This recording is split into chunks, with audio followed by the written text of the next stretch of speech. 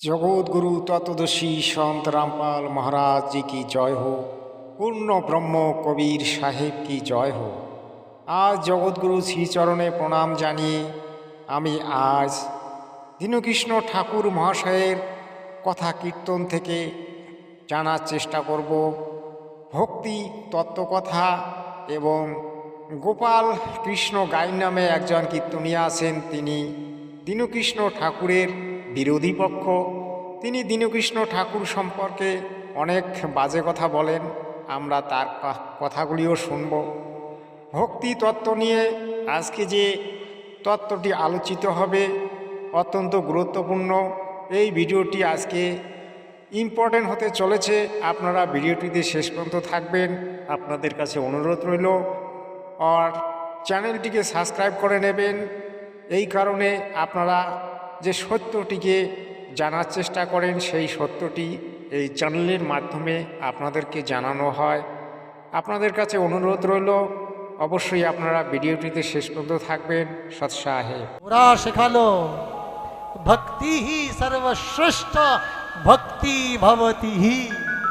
ভক্তি করো না ভাই, ভক্তি অবশ্যই করো, তবে গুরুজনে। কিন্তু শিক্ষা খাওয়া হচ্ছে না, ছেলেকে অবশ্যই লেখাপড়া শেখাও। শুনলেন দীনকৃষ্ণ ঠাকুর মহাশয়ের কথা কীর্তন। আমি এই কথা কীর্তন থেকে এতটা তত্ত্ব পেলাম যে ভগবানের ভক্তি করতে হবে। ভগবানের ভক্তিটাই হচ্ছে মূল। আপনারা অনেক টাকা পয়সা খরচা করে পূজা পার্বণগুলি করেন। ওই মূর্খ পণ্ডিতদের কথায়, ওই যাজকীয় ব্রাহ্মণদের কথায় তারা কি কোনো শাস্ত্রে দেখাতে পারবে পূজা করার কোনো বিধান? তারা কি বেদে দেখাতে পারবে 1 লাখ টাকা খরচা করে পূজা করার বিধান? এগুলি হচ্ছে পাখণ্ড। পাখণ্ড শব্দটির অর্থ আপনারা হয়তো অনেকে জানেন না। পাখণ্ড কথার অর্থ হচ্ছে অজ্ঞানভাবে যা করা হয় তাকে বলা হয় পাখণ্ড। এই পুরোহিতদের থেকে আপনারা দূরে সরুন। আর ভক্তির মধ্যে সর্বশ্রেষ্ঠ ভক্তি হচ্ছে দণ্ডবত ভক্তি। সেই ভক্তি করুন, আপনারা অবশ্যই ভগবান পাবেন। ঠাকুর মহাশয় আরও বলেছেন শিক্ষা। মানুষ জীবনে শিক্ষার প্রয়োজন সব থেকে বেশি। কারণ শিক্ষা না হলে আমাদের ভিতরের আলো কখনো জেগে ওঠে না। আর যতক্ষণে আমাদের ভিতরের আলো জেগে উঠবে না ততক্ষণ পর্যন্ত কিন্তু আমরা অন্ধকারেই ডুবে থাকব। কারণ ওই মূর্খ পণ্ডিত, ওই মূর্খ পুরোহিতরা আমাদেরকে ঠগিয়ে ঠগিয়ে তারা আমাদের ধন সম্পদ লুট করে নিয়ে যাবে। আর ধর্মের দোহাই দিয়ে, কর্মের দোহাই দিয়ে, এগুলো দোহাই দিয়ে তারা আমাদেরকে লুট করে যাবে। তাই আমাদেরকে শিক্ষার আলো জাগিয়ে শিক্ষা থেকে আজ ধর্মীয় শাস্ত্রগুলি থেকে জানতে হবে আমাদের সনাতন ধর্মের মূল তত্ত্ব। আমাদের বেদ কি বলছে, আমাদের 6টি শাস্ত্র কি বলছে, আমাদের 18 পুরাণ কি বলছে। হে বাংলার মানুষ, আপনারা জেগে উঠুন, সত্যটাকে জানার চেষ্টা করুন। আর ওই মূর্খ পুরোহিত, ওই পাখণ্ডীদের কাছ থেকে দূরে সরে আসুন। আর সন্তরাম পাল মহারাজের শিষ্য হয়ে আপনারা সৎ ভক্তিতে যুক্ত হন। সন্তরাম পাল মহারাজজি ওই পাখণ্ডীদের বিরোধিতা করে আজ জেলে আছেন, কিন্তু তিনি জেল থেকে অচিরেই বেরিয়ে আসবেন আর সমস্ত পাখণ্ডীদের ভাণ্ডাফোড় করে দেবেন।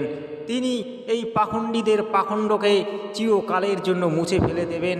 যারা সতীদাহ প্রথাকে এই ধর্মে নিয়ে এসেছিল, যারা আমাদের মা বোনদের উপর অত্যাচার করেছিল, তাদের বিরুদ্ধে রুখে দাঁড়াতে হবে। সমাজে পণ প্রথার বিরুদ্ধে রুখে দাঁড়াতে হবে। সমাজের কুসংস্কারগুলিকে ছুঁড়ে ফেলে দিতে হবে। আপনারা এগিয়ে আসুন। আপনাদের কাছে এটাই আহ্বান। এই শান্তিবার্তা চ্যানেল সর্বদা আপনাকে ডাকবে সত্যটাকে দেখার জন্য, সত্যটাকে স্বীকার করার জন্য। আপনাদের কাছে অনুরোধ রাখবে আপনারা অবশ্যই শান্তিবার্তা চ্যানেলটিকে সাবস্ক্রাইব করে নেবেন এবং বন্ধু বান্ধবদের কাছে শেয়ার করবেন।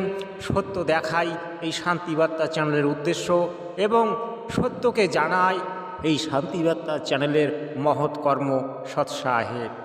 আমরা চাইছি ধর্মকে এক করতে, আর ও চাইছে ধর্মকে নর্দমার মতো ভেঙে দিয়ে ওতে নোংরা জল ছিটিয়ে দিতে। এটা এমন অসভ্য। দাদা ভাই, আপনি কি ধর্ম সম্পর্কে পূর্ণ জ্ঞাতা হতে পেরেছেন?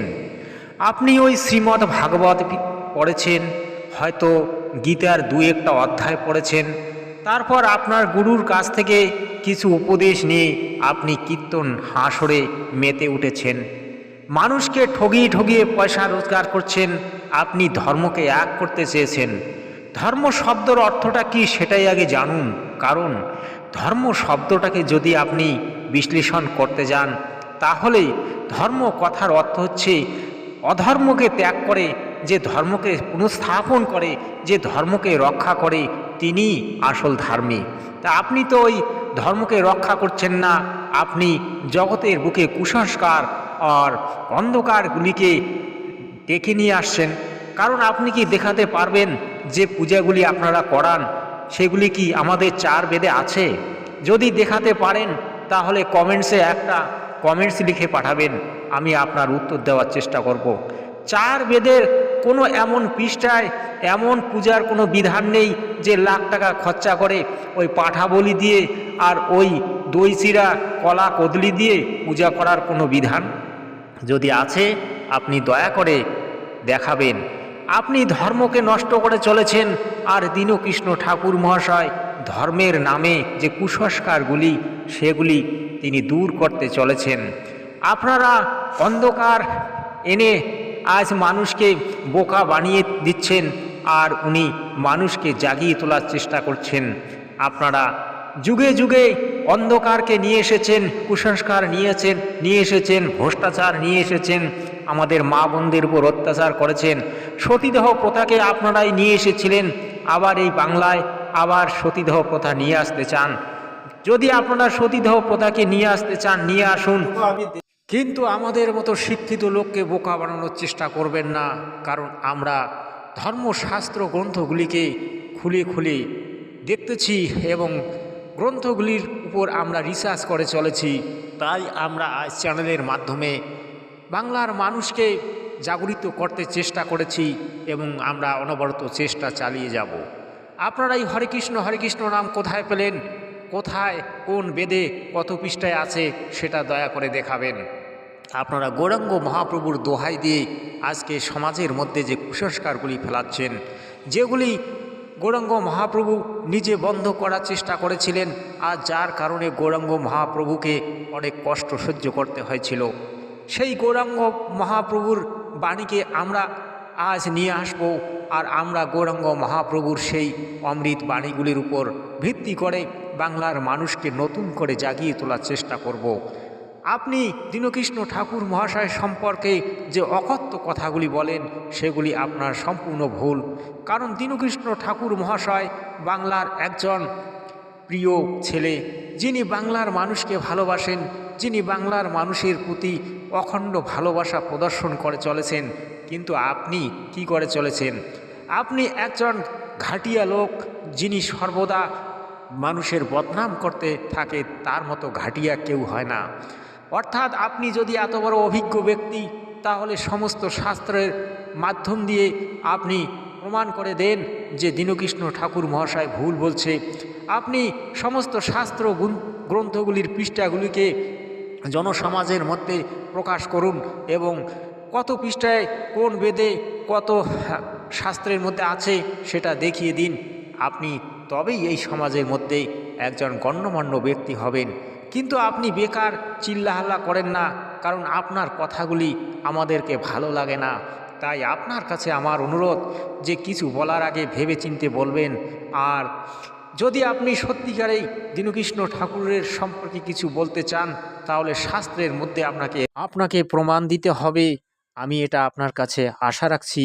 এই বলে আমি এই ভিডিওটি শেষ করছি। সৎ সাহেব।